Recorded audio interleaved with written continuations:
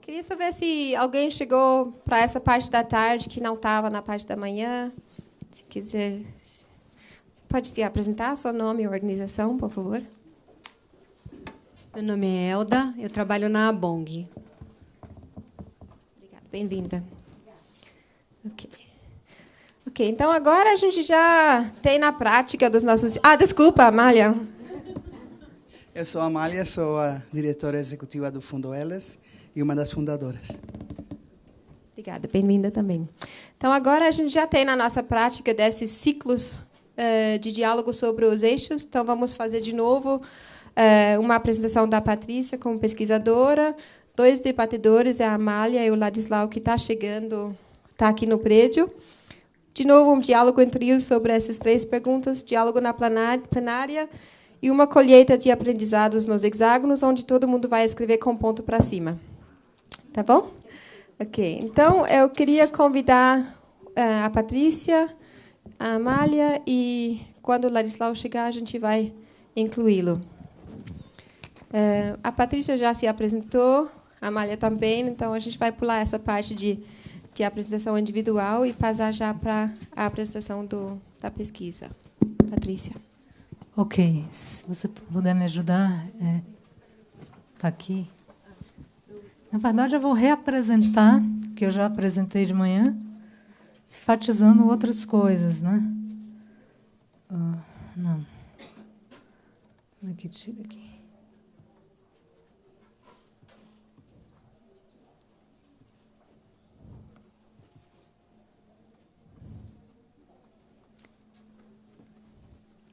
Se alguém puder me ajudar a passar aqui. Então, como eu falei, esse eixo, né, hoje de manhã, de novos formatos, a gente estava tentando mapear aqui, né, e aí fizemos algumas pesquisas, sistematizações sobre algumas organizações novas, formatos organizacionais novos que estão surgindo, né, notadamente os fundos e as fundações comunitárias.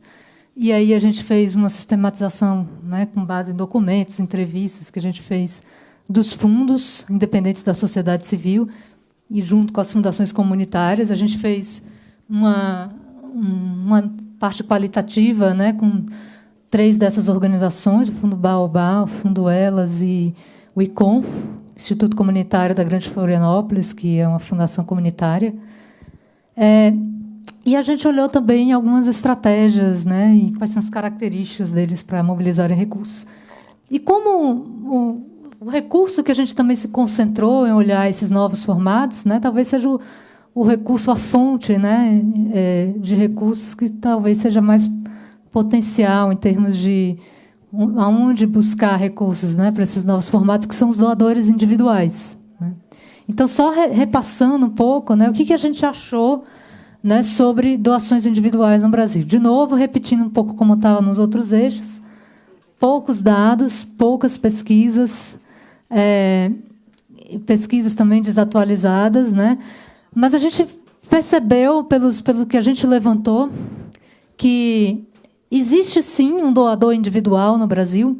Ele contribui, e contribui bastante, né, com dinheiro, contribui com bens, com o seu trabalho voluntário, né, ou com essas 3 coisas juntas, ou mais de uma delas.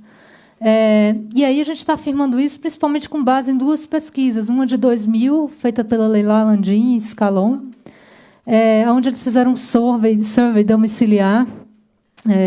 Eu não lembro o nome, a quantidade da amostra, mas eles chegaram à conclusão de que esse doador individual é responsável por uma doação média anual de R$ 396.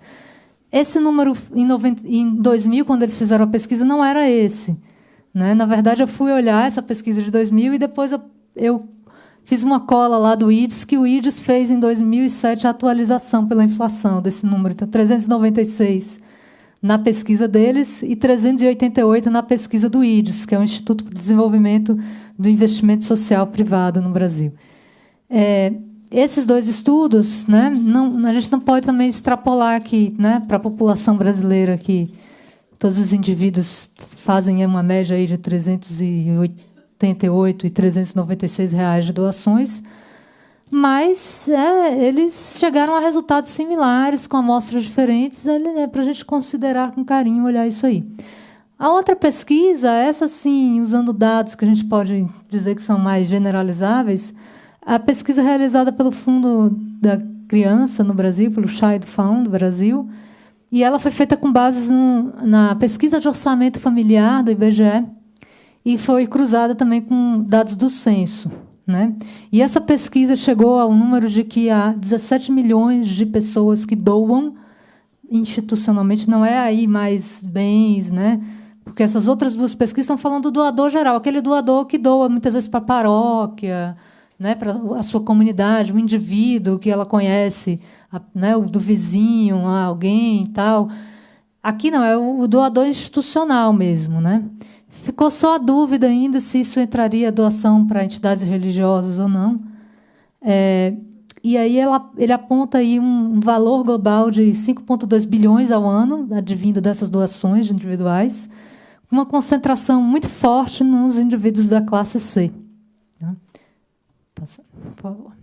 Então, só para a gente ter um olhar em perspectiva, né, de novo, não é uma comparação, mas é esse olhar em perspectiva, essa organização, Charities Aid Foundation, ela faz um ranking de doação em 153 países. Então, o Brasil está na posição 85. Se a gente olhar nesse ranking, né, acima do Brasil, em posições bem melhores, tem países que têm PIB e renda média menor. E só para a gente também ter uma ideia de perspectiva, os Estados Unidos lideram esse ranking, e lá os indivíduos totalizam doações anuais da ordem de 217 bilhões de dólares ao ano. Então, há pesquisas também internacionais, né, feitas pelo Fundo Global das Mulheres e uma outra organização também ligada a gênero, que mostra o potencial também para o espaço na mobilização desses doadores individuais para causas, né? O que acontece é que esse doador ele tem muita tradição de doar para a sua comunidade, para quem está próximo dele. E doar para uma causa, né, ele tem que ter um outro tipo de identificação com isso, não necessariamente estar ali imediatamente próximo dele. Sobre esse doador das causas, a gente sabe que ele tem um perfil diferente, mas a gente sabe muito pouco, tanto internacionalmente quanto aqui no Brasil. Aqui no Brasil, a gente praticamente não sabe nada. Quem é esse doador de causas aqui no Brasil? Então, esses dados foram os dados que a gente levantou. E aí a gente fez aí um mapeamento mesmo, mais um primeiro esforço de sistematizar quem são esses novos formatos e novas estratégias de mobilização de recursos, né? Notadamente os fundos e fundações comunitárias, né? Os fundos são um modelo muito utilizado nos Estados Unidos, Europa e Canadá, né? E começam a ser incentivados aí em outras partes do mundo, como na América Latina, na Ásia, em parte muito por alguns financiadores internacionais, né? Os fundos podem assumir diversas modalidades. Eles podem querer constituir endowments, que são um fundo, né? Que pode ser um ou vários fundos geridos pela organização endowment, com o objetivo de gerar a sustentação da organização a partir dos rendimentos desse fundo, mas nem todos os fundos podem ter o objetivo de gerar endowments. Há vários modelos possíveis, tá? Em geral, eles são geridos pela própria organização ou por gestores designados, né, por ela, que são acompanhados, gestores especializados, que são designados pela organização. Aqui no Brasil, os fundos e as fundações comunitárias constituídas são bastante incipientes, muito recentes. O que é que a gente viu? Dificuldade muito grande de gerar um acúmulo patrimonial suficiente para que possa gerar rendimentos, né? Muito difícil de se formar um endowment, né? Na realidade brasileira, onde a gente já tem dificuldade para mobilizar recursos, né? A gente não tem essa cultura de doação, muito menos para um fundo, né? Que vai ficar um dinheiro lá para constituir um fundo.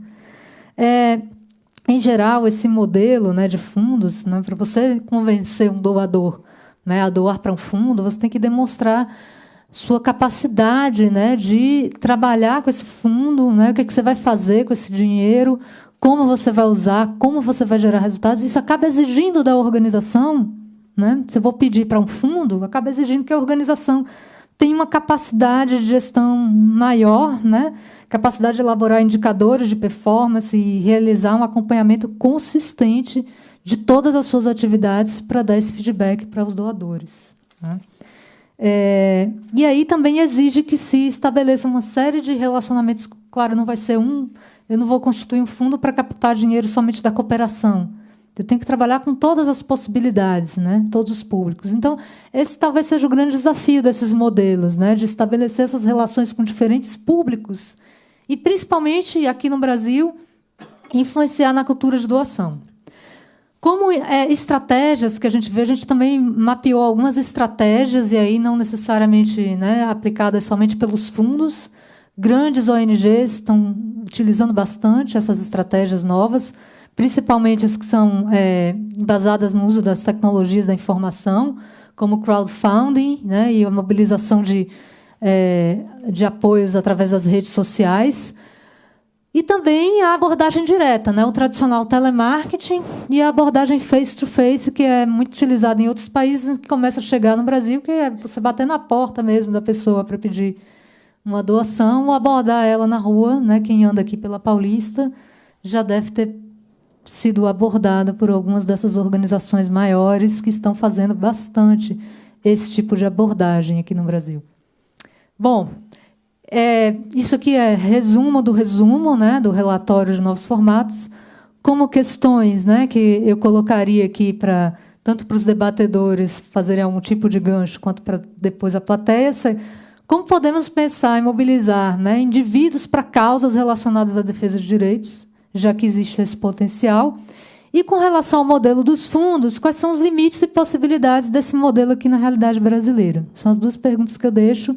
E, imediatamente, eu já passo a palavra aqui para quem será o próximo. Bom, eu vou só explicar para eles, mas vai ser a Amália Fischer. Então, a gente vai passar para os nossos dois debatedores. E eu já expliquei para o grupo hoje de manhã que vocês foram convidados para comentar sobre a pesquisa, mas também para trazer a sua experiência, o seu conhecimento, para ampliar a nossa compreensão e contribuir para essa conversa maior. A gente vai começar com a Amália Fischer, depois passar para o Ladislau Dolbor. Vocês têm 20 minutos cada um, e a Daniela vai estar levantando um flip chart aí aqui atrás, quando tem 5 minutos e quando tem 2 minutos, para ajudar vocês e todos nós a cuidarem do tempo.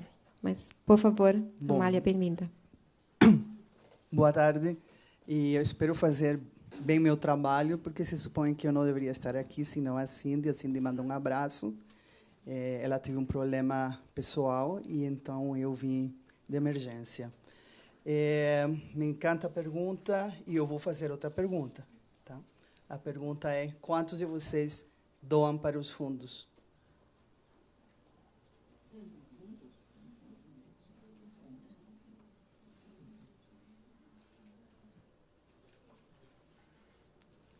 Legal, somos 5. Isso responde um pouco à sua pergunta. Tá? Falar sobre a cultura de doações no Brasil é um pouco complexo e levaríamos muito tempo. E eu tenho algumas ideias filosóficas que eu gostaria de dividir com vocês em outro momento, que a gente tenha tempo. Mas eu queria focar a minha fala na rede de fundos que nós criamos, por um lado, e, por outro lado, essa provocação que eu fiz agora, eu fiz de propósito, porque me parece que é muito contraditório que a gente fale de doações e a gente não doa. Tá. E a segunda questão é que eu aposto que vocês doaram toda a sua vida, só que não reconhecem que vocês doaram e que doaram para os direitos humanos toda a sua vida. E eu falo isso porque eu não me tinha dado conta que eu tinha doado toda a minha vida para os direitos humanos, em geral, e depois para as mulheres, senão quando eu comecei a trabalhar, a pensar na possibilidade de criar um fundo de mulheres, junto com outras mulheres do Movimento Mulheres do Brasil, e quando eu tive muito contato com Mama Cash, na Holanda, e com o Fundo Global para as Mulheres, que me apoiaram a mim. Eu sou grantee delas, eu sou doante também, doadora delas também, e eu acho que a gente deve começar a pensar em como a gente doa e para onde doa e qual é o nosso conceito de doação. A segunda questão que eu gostaria que a gente pensasse é sobre a cultura de doações no Brasil, que é, até onde eu tenho entendido, uma cultura de doações igualzinha ao resto da América Latina, desde o México até o Chile. E ela é uma cultura de doações dirigida para caridade, dirigida para assistencialismo, dirigida... Saiu um pouco, né? Estou falando dos doadores individuais, né? Saiu um pouco da lógica do assistencialismo para começar a doar em meio ambiente, em crianças e em educação. Mas não tem passado para outras causas. E tem muito a ver, a gente tem que ver a parte da subjetividade das doações. As doações, elas são feitas porque a gente tem convicção ou porque a gente também tem um lado sentimental. Então, a gente vai estar dividido sempre entre o político e o sentimental. O ato de doar para a justiça social, que é onde os fundos estamos trabalhando, estamos nos diferenciando do investimento social privado, para nós, o ato de doar, tanto como fundos, como o ato de receber uma doação, é um ato político. E é um ato que vai a transformar a vida das pessoas, mas no âmbito dos direitos humanos, dos direitos das mulheres, dos direitos dos afrodescendentes. Começando pelos afrodescendentes. Vocês sabem qual foi o primeiro fundo social que existiu no Brasil de justiça social? A Caixa Econômica Federal. Começou por os afro-brasileiros querendo se libertar da escravidão. E eles começaram a poupar para liberar a seus pares. Isso aí é um ato de filantropia pela justiça social. E isso foi 1888. É engraçado que 140 anos depois voltamos a encontrar a mesma questão. Os fundos pela justiça social que temos agora são o Baobá, pela equidade racial, o Fundo Elas, que também as mulheres em 1800 e começos de 1900 foram as primeiras que mobilizaram recursos para a sua própria causa. Ambas causas são causas de direitos e temos o Fundo Brasil Direitos Humanos. Isso tem que nos colocar a pensar muito, a gente tem que pensar muito, porque 140 anos após, nós estamos tendo o surgimento, no ano 2000, desses três fundos. Nós começamos a nos juntarmos como rede a partir de uma ideia de Cindy, que estava em Sinergos, e depois de alguns dos fellows de Sinergos. Sinergos é uma organização internacional que coloca em contato lideranças de diferentes partes do mundo.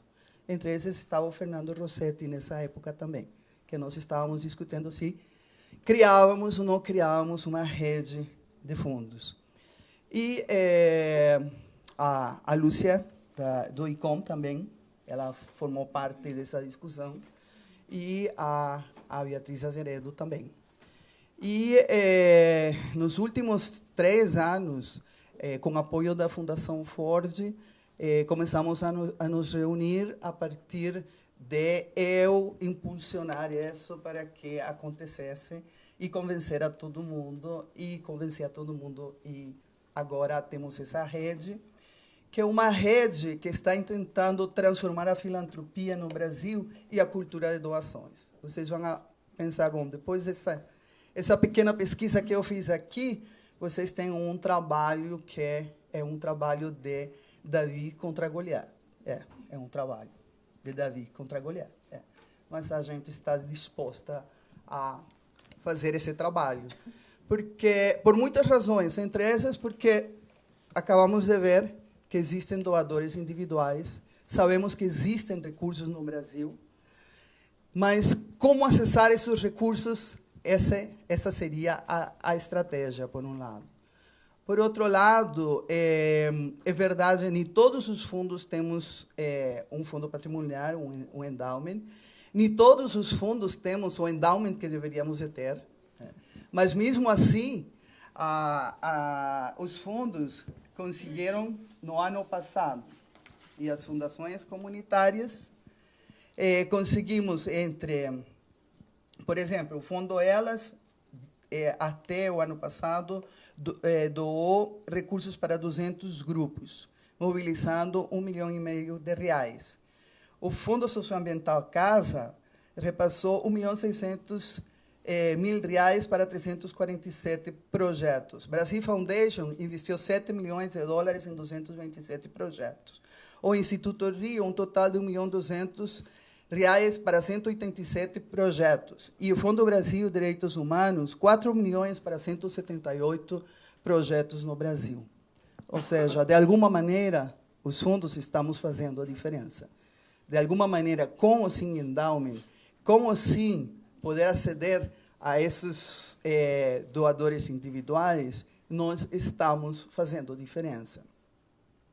E, por exemplo, o Fundo Elas está fazendo uma pesquisa com a Associação de Mulheres em Desenvolvimento, e um dos resultados dessa pesquisa é que, ao igual que quando a WID fez essa pesquisa com a Global Fund for Women e com Mama Cash, os fundos, tanto o Fundo Brasil Direitos Humanos, como o Brasil Foundation e como o Elas, são os fundos que têm mais citações de quem está dando recursos neste momento no Brasil.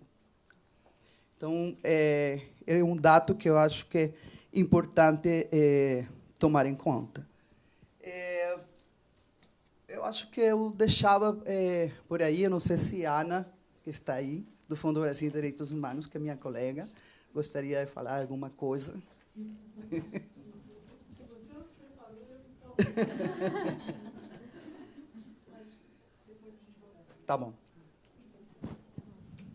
Então, vamos passar o microfone. Muito obrigada, Amália. Boa tarde. Boa tarde a todos. Eu não deveria estar aqui. Deveria estar aqui a minha sobrinha. Está Mônica Dobor nesse documento aqui. Mônica Dobor é filha do meu irmão. Ela fez o doutorado na USP em Ciências Sociais. Ela, digamos, está mais dentro da sopa. A coisa que mais me espanta, digamos, nesse processo todo, né, eu trabalhei bastante as tentativas de prestação de contas por uma ONG, né? Barbaridade, rapaz. Quer dizer, é um negócio, né? Para já, o tipo de trabalho que a gente faz é um trabalho que, enfim, o lucro de uma empresa dá para apresentar, enfim, está direitinho, né? Eu ajudei um tempo uma ONG em Ubatuba, né, que era legal, porque o pessoal mais rico comprou todo o litoral e expulsou os caiçaras lá para dentro, né? Então, eles estão recuperando os jovens para dar cursos de manutenção de barcos, enfim, reconciliar eles com o mar, né? Aí a gente conseguiu 300 mil reais para curso, para formação, né? Só que a condição era a seguinte: o doador queria que fosse para construir um prédio, né? A gente disse, mas a gente não precisa de prédio, a gente vai na praia, caramba, a gente quer fazer curso, né? Certo? Eu disse, não, olha, não vem com essa, porque aí vamos dizer que eu vou ter que explicar que melhorou a autoestima do jovem. Agora, o prédio tem nota fiscal, gastou tanto cimento, materiais e tal, então isso aqui eu estou tranquilo, apresento o conselho de administração e estamos, né? Quer dizer, eu acho que nesse processo, e me referindo à negociação, aí, à discussão do marco jurídico dessa área, né, eu acho que nós podemos fazer da mesma maneira que fizeram um simples para pequena e microempresa, pode fazer um simples contábil, né, para essa área. Nós precisamos avançar de maneira extremamente forte no marco jurídico, no marco contábil decente que proteja a gente, né? Eu contribuo com várias coisas, digamos, tipo aqui Fundação Abrinq, diversas instituições aí, que eu me sinto seguro, né? E recebo vários telefonemas que me acordam nas horas mais impróprias para a Liga das Mulheres de não sei quantos, enfim, né? que é caótico, né? Que é caótico. Nós não temos um sistema, digamos, de referencial para a gente saber qual é a confiabilidade dos diversos fundos transferidos, né? Então, eu acho que a construção da visibilidade desses processos é fundamental, né? Quer dizer, por exemplo, a Hazel Henderson organizou lá um conjunto de um sistema de empresas ambientalmente, enfim, decentes, coisas do gênero, né? Ela montou um baita sistema de avaliação, né? E as pessoas que querem, digamos, se relacionar com empresas mais decentes, elas têm um referencial, digamos, um tipo de notas de número de estrelas que recebem, né, as várias empresas, né? Como nós tivemos aqui esses fortíssimos ataques às ONGs, né? O meu mecânico dá como exemplo da corrupção no Brasil as ONGs, né? Eu disse para ele que está levemente enganado, né?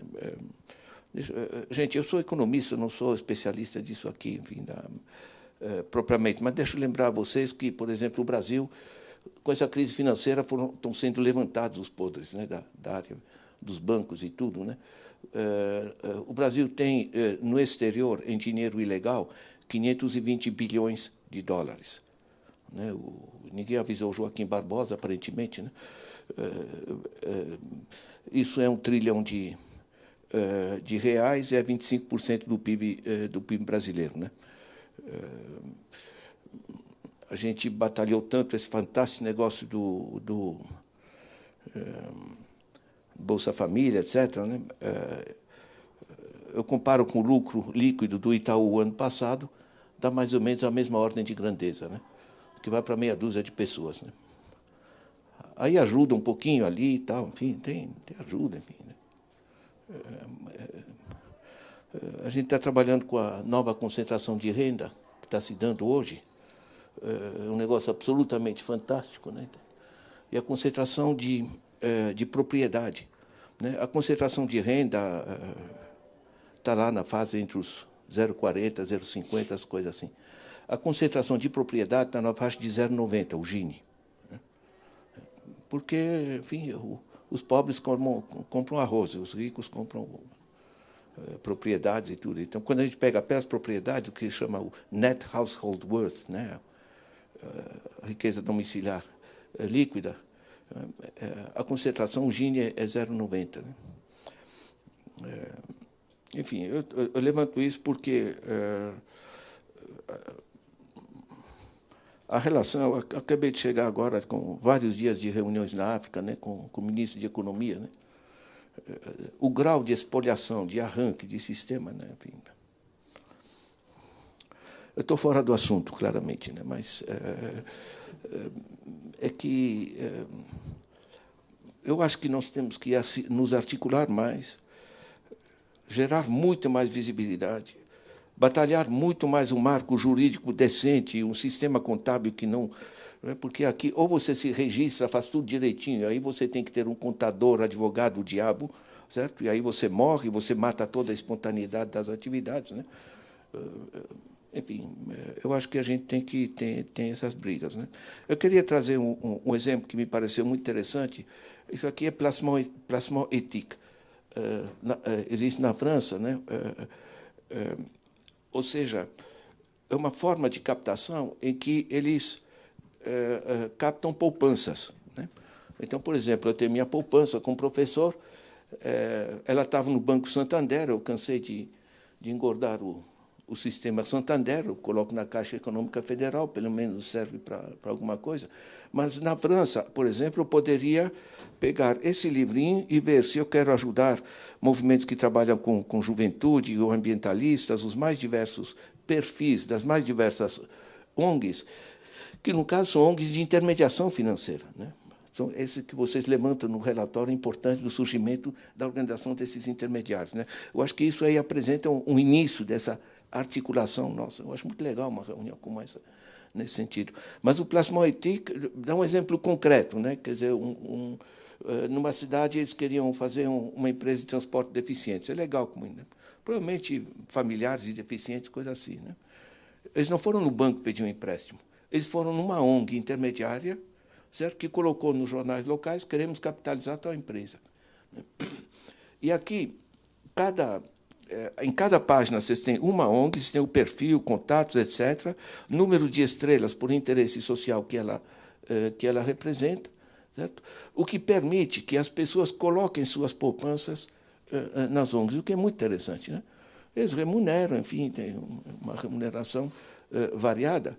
E o interessante é o seguinte, o Estado francês constatou que esse tipo de dinheiro que surge em torno a uma demanda efetiva da comunidade é empregado de maneira incomparavelmente mais produtiva do que o dinheiro dos bancos, que a gente sabe o que está acontecendo, né? Então, essas organizações conseguiram, na França, que o Banco da França instituísse uma garantia de segundo nível. Eu poderia colocar minha poupança numa ONG, né, certo? Só que amanhã essa ONG fecha e como é que fica a minha poupança, né? Só que na França, se a ONG fecha, o Banco da França coloca o dinheiro, certo? É que nem quando quebra um banco e as poupanças até X mil reais são compensadas pelo Estado, foi assim, né? Eu acho que há arquiteturas novas que estão surgindo, né? Eu estive na semana retrasada em Fortaleza, no lançamento de um livrinho muito legal, né? Que chama Banco Palmas 15 anos. Vai ser lançado aqui em São Paulo, acho que na semana que vem, uma coisa assim, né? Caramba, já são 103 bancos comunitários, né? Os bancos comunitários estão usando essa poupança. E se a gente, como ONGs, passa a prestar um serviço que é útil para essa comunidade, isso pode ser um início de giro de dinheiro. Estou sugerindo o seguinte,